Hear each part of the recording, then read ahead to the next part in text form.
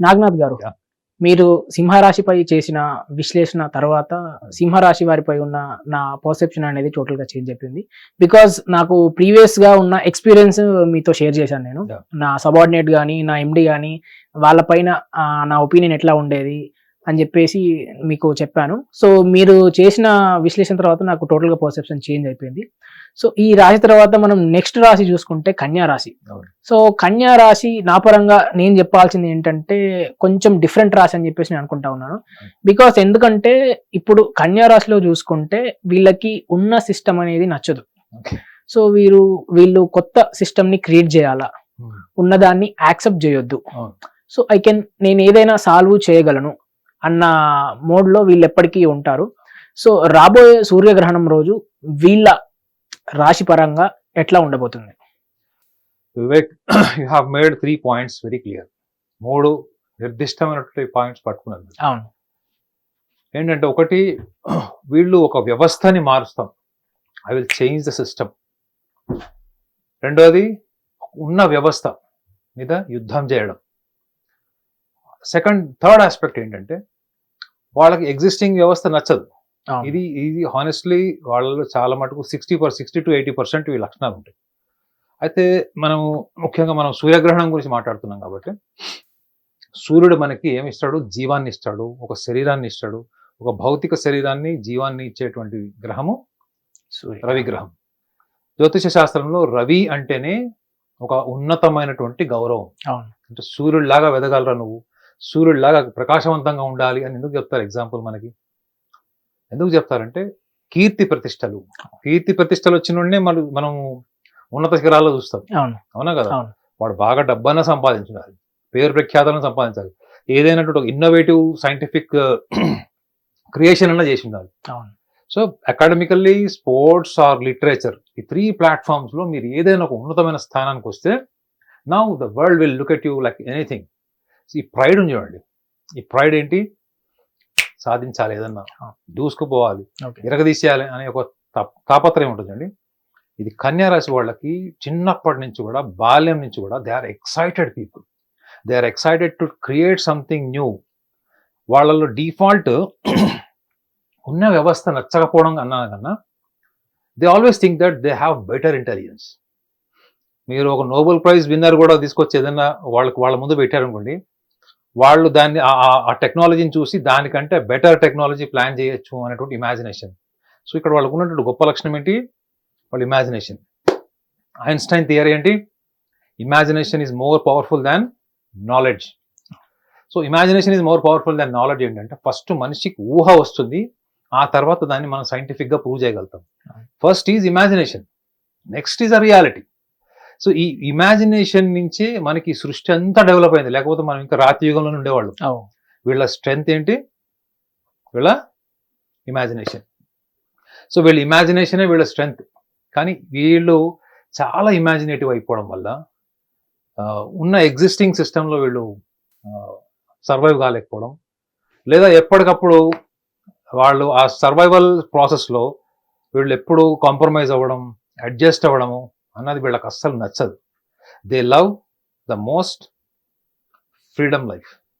స్వేచ్ఛని వీళ్ళు కోరుకున్నంత ఎవ్వరు కోరుకోరు. కాబట్టి వీళ్ళకి జీవితంలో స్వేచ్ఛ దొరకనప్పుడు వీళ్ళు ఏం చేస్తారు చెప్పండి? మీరు క్లోజ్గా చూశారు కదా కన్యారాశి వాళ్ళని. వీళ్ళ స్వేచ్ఛ హరించబడినా, వీళ్ళ స్వేచ్ఛను నిర్బంధించినా, లేదా వీళ్ళని ఎవరన్నా అరెస్ట్ చేసినట్టు, అంటే ఒక ఎన్విరాన్మెంట్లో వీళ్ళని ఫిక్స్ చేసినా, వీళ్ళలో వచ్చేటువంటి ఫస్ట్ భావోద్వేగం ఏంటి? యాక్సెప్ట్ చేయరు. నో, ఫస్ట్ వైరాగ్యం వచ్చేస్తుంది. ఈ వ్యవస్థ వేస్ట్, నేను వేస్ట్, జీవితం వేస్ట్, అసలు మనిషి ఎందుకు పుట్టాడు, ఈ మనిషి అనేవాడు ఎందుకు ఉన్నాడు భూప్రపంచం మీద అంటే ఒక ఎన్లైటెడ్ పర్సన్ ఇమాజినేషన్ ఏదైతే ఉంటుందో ఆ వ్యవస్థకి వెళ్ళిపోతారు, అంటే ఆ స్థాయికి వెళ్ళిపోతారు. సో వీళ్ళలో డిఫాల్ట్ ఉన్నది ఏంటి? డిస్కనెక్టివిటీ. అంటే ఏంటి? వైరాగ్యం. వయాగ్ర కాదు, వైరాగ్యం ఉంది వీళ్ళకి. వైరాగ్యం అంటే దేని నుంచైనా తొందరగా మీరు ఒక డిస్కనెక్టెడ్ మోడ్కి వెళ్ళిపోవడం. సో వీళ్ళలో కన్యారాశి వాళ్ళకి వ్యయాధిపతి కూడా రవి అవుతాడు. ఓకే, బహుశా ఈ లక్షణం దానివల్ల వచ్చిందేమో. అంటే కన్యారాశి వాళ్ళకి వ్యయంలో రవి వ్యయస్థానాధిపతి అవుతాడు. సో వ్యయము అంటేనే it is always liberation, disconnectivity వీటికి వస్తుంది. మరి వీళ్ళ the importance of the body from the sun, planet sun, శరీరము మనకు రూపం అంతా ఇస్తాడు కాబట్టి వీళ్ళు ప్రపంచంలో ఎక్కడున్నా కానీ వీళ్ళకి చిన్నప్పటి నుంచి కూడా ఒకటి ఏంటంటే అందరి దృష్టి అంటే వీళ్ళకి కనిపించినటువంటి ఒక అటెన్షన్, అప్రిసియేషన్ చాలా ఇష్టపడతారు. ఫర్ ఎగ్జాంపుల్ మీరు ట్రైన్లో వెళ్తున్నారు, మీరు కన్యా రాశి వాళ్ళు, అక్కడ మీకు ఎవరు మళ్ళీ గుర్తుపట్టరు. ఈ somebody creates a space for a comfortable sitting posture, మీరు అక్కడ కూర్చోడానికి ఎవరన్నా జాగా ఇచ్చారు కూర్చోండి అని చెప్పారనుకోండి, దానికి మీరు ఎంత మంత్రముగ్ధులు అయిపోతారంటే వాళ్ళకి తర్వాత ఎంతో విలువైన వర్క్ చేయడానికి కూడా వాళ్ళకి హెసిటేట్ కాదు. అంటే ఒక వ్యక్తి చిన్న సహాయం సందర్భ సహితంగా చేసినా వీళ్ళు దాని మనసులో చాలా, ఎందుకంటే వీళ్ళకి బేసికల్ గా ఊహించుకునే లక్షణం ఉంటుంది. సో అక్కడ ఫీల్ అయ్యేది వాళ్ళు they gave me so much of importance.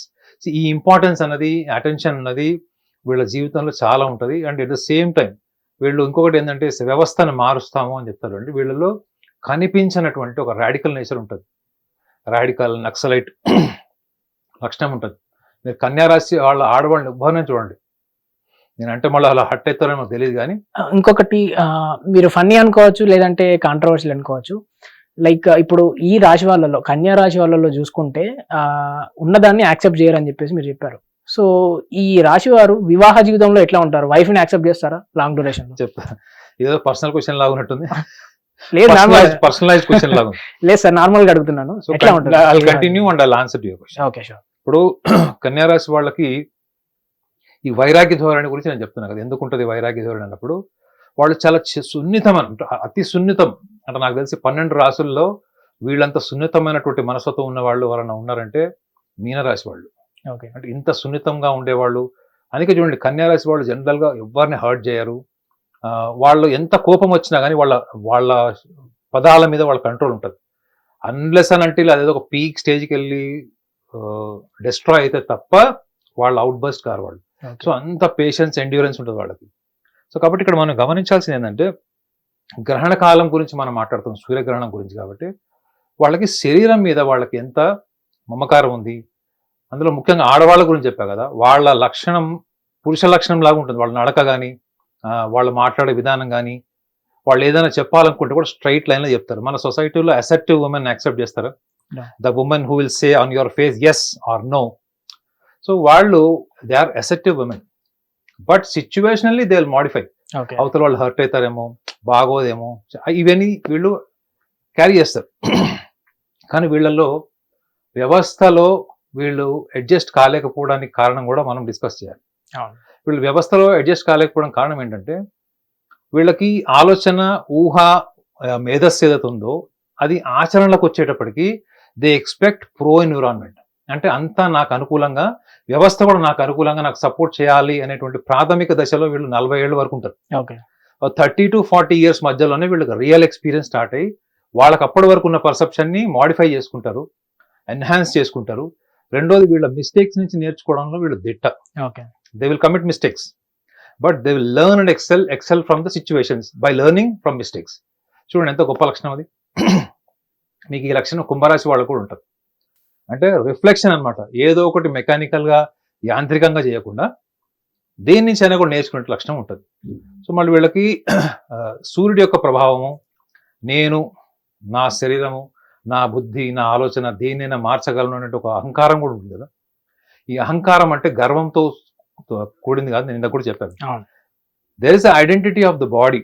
శరీరం అనే నా యొక్క గుర్తింపు, నా మేధస్సు, నా ఇంటెలిజెన్స్, నేను ఎలా ఆలోచిస్తాను, ఏమి చేయగలను, ఈ ఊహని కూడా నేను స్ట్రాంగ్గా డిసైడ్ అయిపోతాను, దానికి కనెక్ట్ అయిపోతాను. చేయాల్సింది కూడా జరిగిపోతుంది, అయిపోతుంది అనేటువంటి భ్రమలో నేను ఉంటాను. So you are psychologically identified, you are physically identified. The physical psychological identity itself is your ego.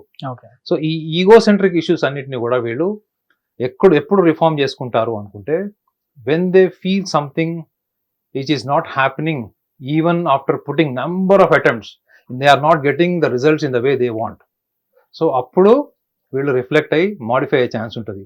వీళ్ళకి ఆలోచన, జ్ఞాపక శక్తి, బుద్ధి, నిర్ణయాలు ఇవన్నీ కూడా బాల్యం నుంచే ఉంటాయి.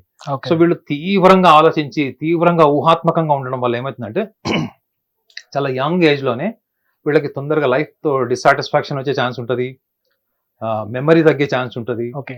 And at the same time వీళ్ళ జీవితంలో ఏదైనా విషాద సంఘటనలు బాల్యంలో జరిగితే అది ఆఖరి రోజుల వరకు ఉంటుంది. ఇది గమనించాలి. ఓకే. ఇప్పుడు కన్యారాశిలో పుట్టినటువంటి పిల్లలు కావచ్చు, లేదా కన్యారాశిలో పుట్టిన జీవిత భాగస్వాములు కావచ్చు, ఎప్పుడైనా వాళ్ళలో డిఫరెన్సెస్ వచ్చినా, ఈగోసెంట్రిక్ ప్రాబ్లమ్స్ వచ్చినా, they must SIT together and talk about their childhood.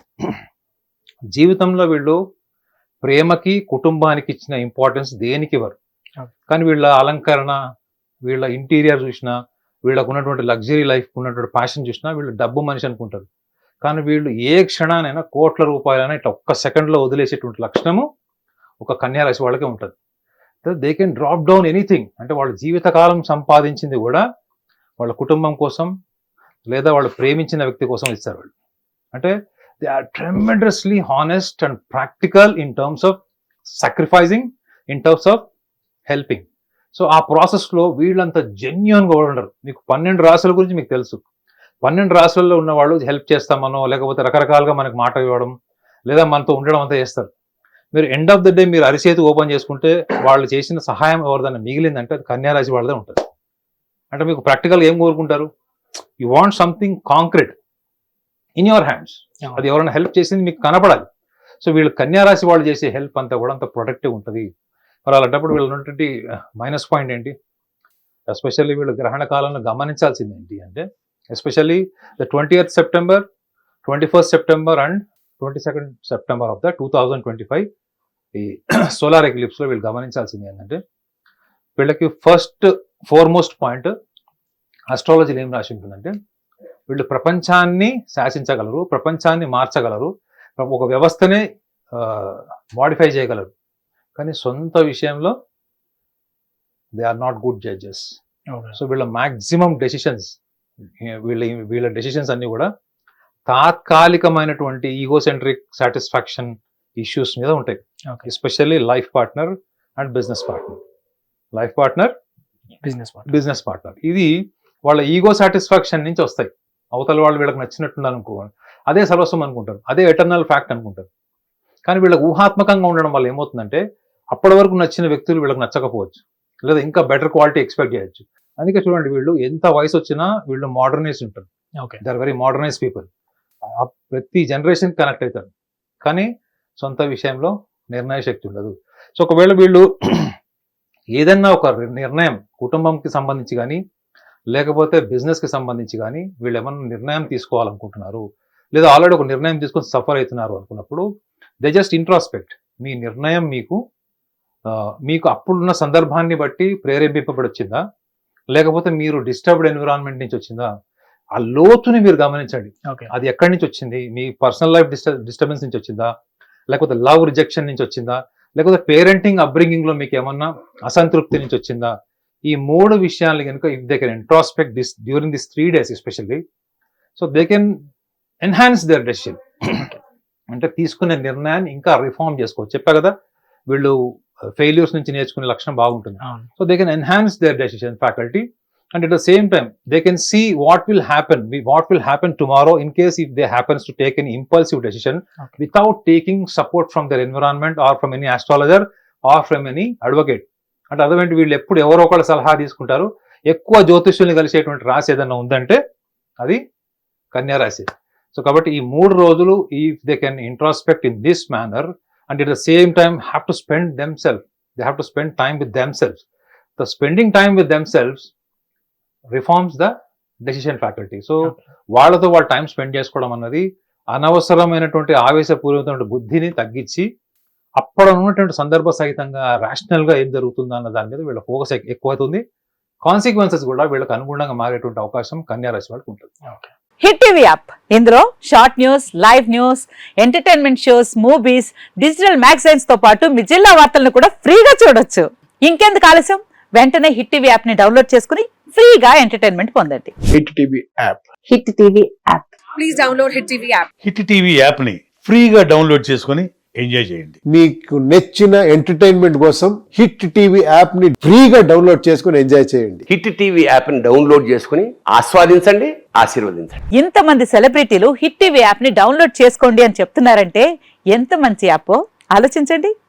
America America America అమెరికాలో చదవాలనుకునే వాళ్ళకి విశ్వసనీయమైన పేరు మన శౌర్య consultancy. UK Law 1 Year Masters.